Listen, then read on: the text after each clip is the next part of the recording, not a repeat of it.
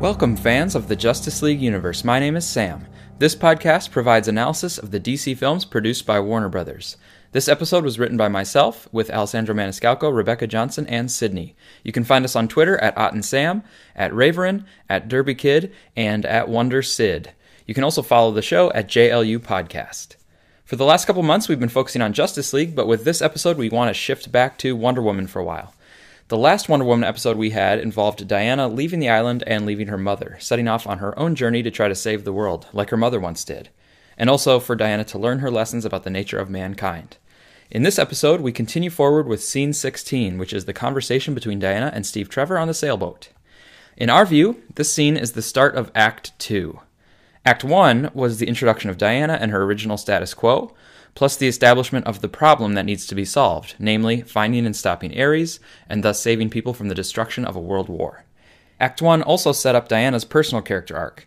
We saw in Act 1 that she has yet to step out from the protective care of her mother, and she has much that she needs to learn about the world of men. So as soon as Diana decides to leave the island, she sets things in motion toward Act 2. And now that she's actually off the island, we are into that second act. And Act 2 will largely be about Diana starting her worldly education. She will continue getting to know Steve on this boat ride, and then when she gets to London, she'll learn more about the society of man's world. Act 2 will also push forward the main threat, and it will introduce us to the main characters who will be following through to the end of the film. Some may argue that Act 2 doesn't actually begin until the arrival in London, and that's an acceptable interpretation, but we think that even before she gets to London, she has already left Themyscira, and thus she's entered man's world. Now, the idea of act structure is a big idea about pretty much all of storytelling, but there's also more specific formulas for screenwriting in particular. One popular book is Save the Cat by Blake Snyder, no relation to Zack Snyder.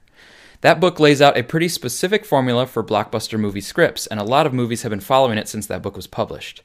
For example, the book talks about using the first 10 to 12 minutes of a film to establish a status quo, endear us to a main character or characters, and explicitly state a lesson to be learned.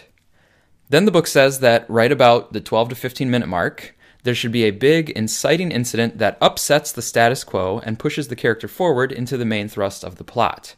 We mentioned this formula back in Scene 7 when, right at the 15-minute mark, Steve Trevor's plane crashed in front of Diana.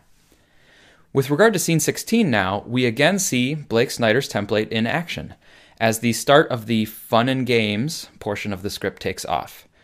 Fun and games is where the so-called promise of the premise plays out. So a movie pitches itself as having this premise, the trailers maybe let you know about the premise, and so audiences are expecting that premise to play out for significant portions of the movie. For example, in Jurassic World, the promise of the premise is that you're going to see something go wrong at the park, and you're going to see some action scenes where people have to escape ferocious dinosaurs. That's just what you expect, and you know you're going to get it. In Kong Skull Island, the promise of the premise is that Kong is going to wreak some havoc on the island before there's potentially a sensitive moment at the end. In the case of Wonder Woman, the promise of the premise is that we're going to see a woman who knows nothing about man's world, and so she'll be surprised and perplexed by the things that go on here. And the men should be surprised and impressed, or you might say frightened and aroused, by the superpowered capabilities that she has. These are the fun and games that the audience is expecting, and that the writers can creatively work into the scenes throughout the middle sections of the movie.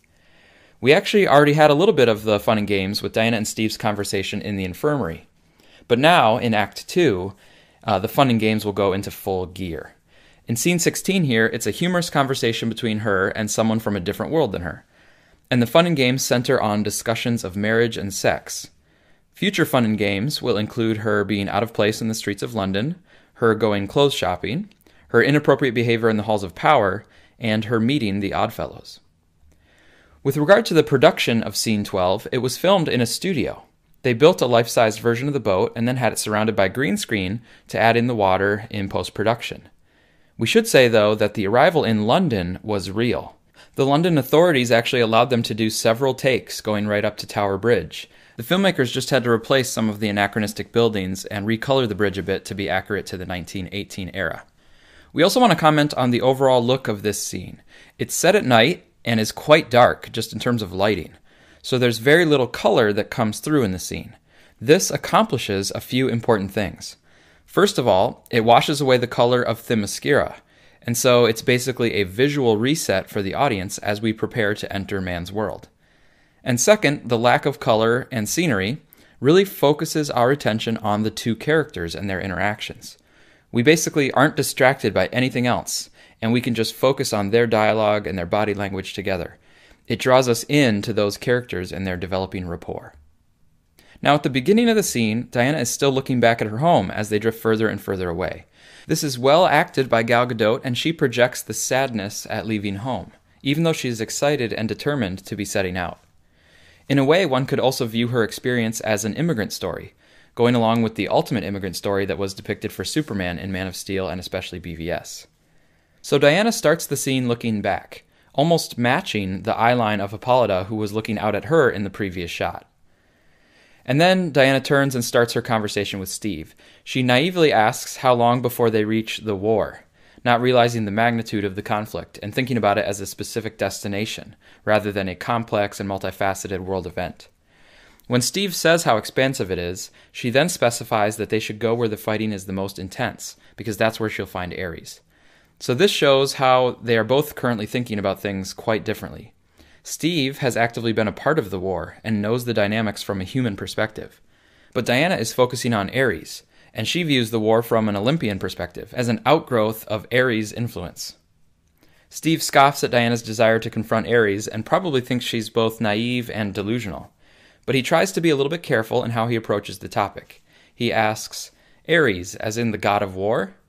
He's obviously skeptical, but he just asks her for some clarification. She doesn't seem to notice his disbelief, and she responds matter-of-factly that Ares is the responsibility of the Amazons, and that only an Amazon can kill him with the God-Killer's sword. She's mistaken here because she doesn't yet realize that she's not just any Amazon, she is a demigod, and that will be key later, of course. But her pulling out the sword is a quick reminder for the audience of an important plot point that will come back later.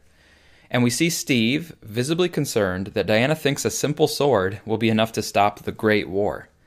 Remember, he has seen firsthand the terrible weapons and carnage of this war, and so a sword obviously seems well short of the task.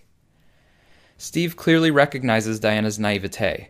When he touches his face and looks away, it's a clear sign that he is kind of embarrassed at what she'd been saying, though she doesn't even realize that it comes across that way. He again tries to be kind of diplomatic in how he approaches the conversation, and he says that he appreciates her spirit.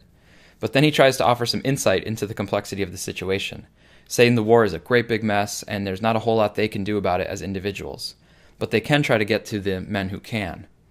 Diana doesn't acquiesce to his view of things.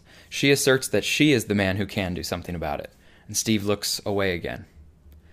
Diana continues and says that once Ares is defeated, the Germans will be free of his influence and will be good people again, and the world will be better. Note that right now she only thinks the Germans are under the influence of Ares, so the Germans are the bad guys and the Allied side are the good guys. And overall, this is where we clearly see Diana's naivete laid out. She thinks that ending the war is as simple as killing the big bad guy. This exact sentiment leads to the lessons that Diana will have to learn before the end of the movie. And it does play out later when Steve stops her from confronting Ludendorff at the party, after she finally does kill Ludendorff, and then at the end with her actual fight against Ares. We'll talk about those moments more later and how this is playing out, but the lesson is potentially unclear by the end of the movie. When a person says that stopping war or conflict is as simple as killing the big bad guy, then obviously that person needs to learn the lesson that it's not as simple as that many forces and many people are to blame for large-scale conflicts. Diana does seem to learn this lesson after she kills Ludendorff, and then she has that passionate conversation with Steve near the airfield. But then, the movie's not over yet, so there's kind of a mixed message by the very end of the movie, because Diana eventually kills the real Ares, and it does seem to release the Germans, at least the ones in the immediate vicinity. Right after that, the war is over, and we see the happy armistice celebration. So, doesn't this send the message that actually killing the big bad guy can solve the problem, as long as you kill the right bad guy? That maybe final lesson seems to go against the lesson that Diana was supposed to have learned.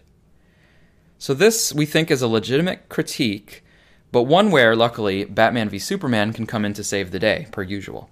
In Batman v Superman, we see that Diana's lessons about the nature of mankind did not end with the death of Ares. She also saw what happened after World War I, Even with Ares out of the way, there continued to be a century of horrors, including World War II, which was even more brutal and evil than World War I with the Holocaust and the emergence of nuclear weapons. And then there was the Cold War and human rights violations and famine and terrorism and a deteriorating environment and so forth, right up to the modern day. So taking this long view, Diana certainly learned her lesson that mankind is much more complex than a single bad guy, and there is more blame to go around. In some ways, we are all complicit in the evils of society. But anyway, all of this that comes later is marked pretty clearly here by Diana saying that the war will be over once she kills Ares. And because she finishes her sentiment with the idea that the world will be better, this is actually a nice glimmer of optimism in what must have been a very rough few years for Steve. It's a comforting thought to know that people still have hope in the future, and that it might all be better one day. Steve seems genuinely touched by her positivity and passion, and he smiles and decides to let her have the point. He says, "Great," and she says, "You'll see," which comes across to the audience as dramatic irony, because we are pretty confident that she's actually the one who will see. And going back to our point about the potential inconsistency of the Ludendorff death and the Ares death, maybe that is actually a nice feature of the movie, that Diana and Steve both actually end up being right, in a sense. Steve is right when the war continues after Ludendorff's death, and Diana is right, at least temporarily, in the joy that returns after she kills Ares. With respect to Steve's quiet smile toward Diana here, we also want to mark it because it shows that he actually can come to appreciate her perspective of the world. He actually does admire her spirit, and moments like this will culminate in his parting words to her when he says that he can save today, but she can save the world, this world that she has so much hope and positivity for. Another specific moment like this, where we silently see Steve being thrilled with how pure and optimistic Diana can be, is in scene 26, when she tastes the ice cream cone. And then there's yet another one in Veld, when she admires the snowfall. And we see Steve just silently reacting and smiling at Diana's view of the world. Next, the conversation turns to the more immediate situation. We cut forward in time a bit and see Steve arranging an area near the front of the boat for Diana to sleep. This is a considerate thing for him to do, but one little nitpick I have about the scene is that Diana didn't seem to be very helpful on the boat. Steve seemed to be doing all the sailing work, and he also set up the bedding. The Amazons would not have any of the old world ways of doing things in terms of thinking, oh, that's man's work, doing physical labor or the mechanical operations. That wouldn't make any sense to Amazons. They would just think it's natural for the women to help with all of that. And if the Amazons had this sailboat, then they must know something about sailing. And the way Diana talked to Steve about his sailing skills in the last scene made it seem like she knew how to sail herself. So it seems like she could have helped out on the boat. But maybe, since the Amazons can't leave the island, maybe they don't actually do very much sailing. And so perhaps Diana is basically a novice herself and thought it was better to let Steve do it. But in terms of the female empowerment angle, I thought it would have been better if she was proactive here too, like she is in other parts of the movie, not waiting for Steve. But anyway, with a makeshift bed made, Diana starts to lay down, and Steve moves over to the side of the boat. This leads to their banter about sleeping arrangements. It's a funny exchange, and it shows some of the chemistry between Gal Gadot and Chris Pine.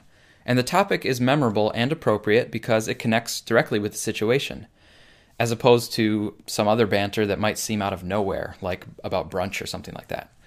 But here, it's kind of an endearing way to mark their first night together, where they're trying to strike the right balance between respecting each other's space, figuring out each other's customs, and not being needlessly separated from each other. This exchange also has a nice dynamic where Diana is kind of like, what's the big deal? This isn't the first time that she will be oblivious to social norms that were just accepted at that time. And by her being from a different culture, it's an interesting way to shine a light on those norms, revealing how they are just social contrivances, like the distance apart that we're supposed to sleep from each other. Diana also refers to the average man when she asks, does the average man not sleep? This connects back to the infirmary conversation, and will also connect forward when Steve says that he's actually not average. As a spy, he has to have a certain amount of vigor. These are not only moments of Diana getting to know Steve, but they are also indicating that Diana is getting to know Steve as a representative of mankind more broadly. And by the end of the film, her love for Steve will extend out to all of mankind, warts and all. Diana saying, you don't sleep with women, comes out in a way that alludes to sex, because sleeping with women is a phrasing that people use to refer to sex. This foreshadows a later shift in the conversation. But when it's first brought up, Steve quickly becomes defensive, as if to quash any notion that he might prefer sleeping with men. This makes sense given the time frame of the movie, where back then men were more likely to be offended by the suggestion that they were gay, and it also makes sense given their particular situation, because we already know that Steve has some level of attraction for Diana, right from his very first wow when he woke up on the beach. So Steve wants Diana to know that he's straight because he probably wants to keep open the possibility that at some point in the future they might have romantic interest in one another. Steve explains in a fumbling way that he does not sleep with women, but outside the confines of marriage, it's not polite to assume. Now, technically speaking, he did assume. He assumed Diana would not want to sleep beside him. He could have asked her how she would prefer the sleeping arrangements. Of course, in the world of man, given the nature of the two genders and the general bias, whether accurate or not, that men always try to take advantage of women, it would be considered natural and noble for the man to presume the woman would want to sleep alone. So this scenario is a nice commentary on gender as it applies not only to sleeping arrangements, but pretty much anything associated with traditional gender roles. The dialogue also provides a nice segue to the next topic, which is marriage. Diana asks about marriage, as if she has no idea what it means. This brings up again a minor issue that comes up a few times in the movie for me. If Diana is fluent in English, then how can she have no idea about the concept or definition of very important words like marriage? It's an issue that I don't mind overlooking because I know the filmmakers had to do it to have moments like this where Diana can have some cute and funny moments learning about man's world. And in this particular instance, it also might have been that Diana is just asking Steve about marriage because she wants to hear from him, not because she's totally ignorant on the subject. Steve says that marriage involves two people loving and cherishing each other till death. And Diana asks if this really happens, with her smile and optimism visible. And then Steve responds, not very often, no. It's another funny moment, in this case because of the juxtaposition between the pure idea of marriage that Steve just described, and then the messiness that is often the reality, as Steve alludes to in the end. This is not only a funny line of dialogue, but it's also an encapsulation of the overall story, where Diana leaves the idealistic setting of Themyscira and sees the ugliness of the world. But in the end, she still sees the value and potential in them, and she chooses to love anyway. Just like people still commit themselves to marriage, even having seen some of the pain and turmoil of failed marriages in the past. Now to clarify, Steve's reference to failed marriages does not just refer to divorce. The divorce rate, after all, was fairly low in the 19-teens, less than 20%, because religious beliefs and social pressure often compelled people to stay in marriages, even ones that were loveless or abusive. So when Steve said, not very often, he was really just saying that the loving, honoring, or cherishing often burned out, or maybe were never there in the first place. So people might still be married till death, but the love, honoring, or cherishing might not have made it that far. This idea of love lasting long-term or not, love lasting till death or not, this ends up relating directly to Diana and Steve's own story. First of all, bringing up death parting people is a foreshadowing of Steve's death, because the two of them will fall in love, and that love actually will continue on until his death parts them. Even 100 years after his death, Diana still holds on to that love, so in that sense it's even stronger than some marriages. Second, one could argue that Diana's and Steve's relationship was so strong and loving because it was fleeting, and perhaps the passing of time may have jaded it, especially because Steve would have been aging while Diana was not.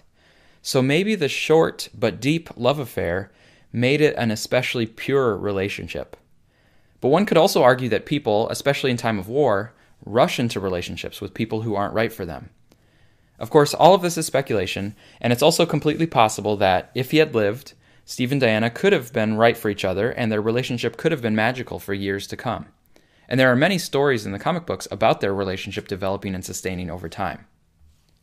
Within the context of Scene 16, this is Steve commenting from his jaded view of life and his view of marriage from the perspective of a single person who lives a largely lonely lifestyle and who has seen the horrors of the world. Diana follows up by asking why people get married, and Steve answers, "I have no idea." He says this lightly, but it betrays that loneliness beneath the surface. It's very similar to a line that he'll have later when they're dancing in Veld, where again the idea of marriage comes up. Diana is asking what people will do when there's no more fighting, and after some evasive joking, Steve eventually says that people might get married, have babies, and grow old together. Then Diana asks, "What's it like?" And Steve says the same line. I have no idea. So these are subtle but very revealing moments for Steve's character and his past isolation. And the parallel writing, with the same line in both places, sets up these two scenes, the sailboat and the dancing in Veld, as echoes of one another. I have no idea also shows that there are things that Steve needs to learn in life too, new experiences that he hasn't had yet. So it's not just Diana who will be learning and growing as a character throughout the movie. Next, Diana begins to summarize what Steve has said, that he can't sleep with her unless they're married, but Steve cuts her off and says he can come over there if that's what she wants. Steve may be jumping at the opportunity to sleep next to her, both in his wish to be close to her and his desire to escape the awkward conversation. It's yet another funny beat, and it marks the shift into the final sequence of the scene. And by the way, this scene ends up running for about 4.5 minutes, which is pretty lengthy for a superhero movie and a scene that is all dialogue with no actual action or events that push the plot forward. But it does push the characters forward, and it builds some nice chemistry that pays off later.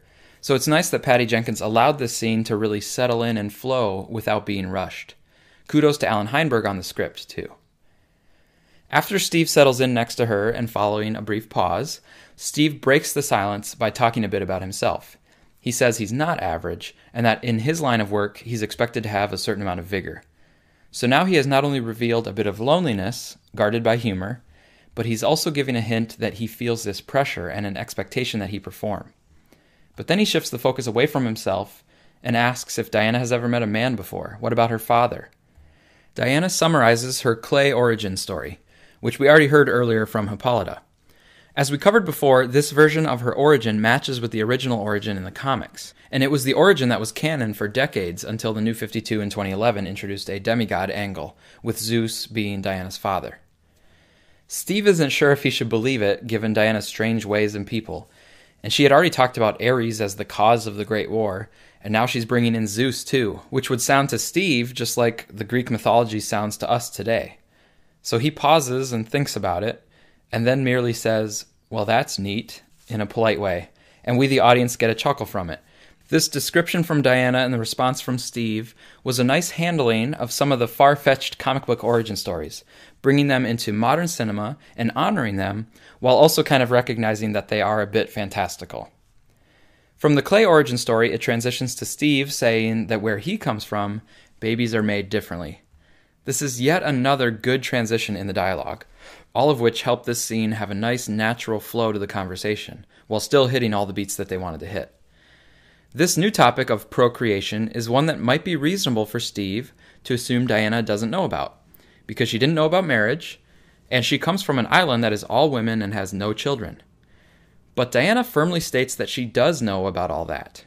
So she's making clear that she is a well-read and intelligent woman. And remember, she speaks hundreds of languages, so one should not assume that she is ignorant just because she has some naive views about Ares and the nature of mankind. And this is something that Gal Gadot and director Patty Jenkins talked about a lot. Although Diana had to exude a sort of simple innocence, and she obviously had to be unaware and perplexed by some of the things in man's world, they had to make sure that Diana didn't come across as stupid. I think they pulled that balance off really well in this scene. And Diana's position was helped out by her getting the final word in the conversation. Steve coyly brings up sex for pleasure, not just for procreation, and Diana cites the 12 volumes of Clio's treatise on bodily pleasure. In case you're curious, we couldn't find any actual record of a Clio or these volumes on pleasure. They were probably made up for the purposes of this scene. But there was a character from DC Comics named Clio. She's an Amazon who first appeared in 1989, according to the DC database. Steve says, all 12, huh? Trying to go with the flow and pretend like he is also aware of them. Trying to stay with her in this personal mini showdown. He continues flirting. Did you bring any of those with you? She says he wouldn't enjoy them, and this leads to Diana's great closing line. They came to the conclusion that men are essential for procreation, but when it comes to pleasure, unnecessary. This line consistently got strong laughs in theaters, a testament to the good writing and the solid delivery by Gadot, punctuated by her rolling away from Steve. It's a great moment of female empowerment that is very fitting for a Wonder Woman film. And Steve feels a little rejected as Diana turns to go to sleep, but he'll get over it. And the audience obviously knows that this will not be the end of their sexual tension. We are left anticipating the next time that they will get to continue this flirtation. And we should mention that the music is subtle, but really effective here, especially in the latter part of the scene. The strings are pretty warm and smooth underneath the surface, and at the very end of the scene, the Diana and Steve love theme glides in over top. It's the descending notes, C, B, A, G. It's simple, yet very pretty, and it's recognizable, which works really well for when it comes back at key moments later in the film, like the night in Veld and at the very end when Diana is remembering her lost love. The smooth, pretty music, and Diana and Steve saying goodnight to one another, both contrast really well with the very next scene, which is General Ludendorff and his tired men. So that's our analysis of Scene 16 of Wonder Woman. Next up, we will continue forward into Scene 17 with Ludendorff and Dr. Poison. Thank you so much for listening and sticking with us, and as usual, we give thanks to two podcasts that inspired this one, the Suicide Squadcast and Man of Steel Answers.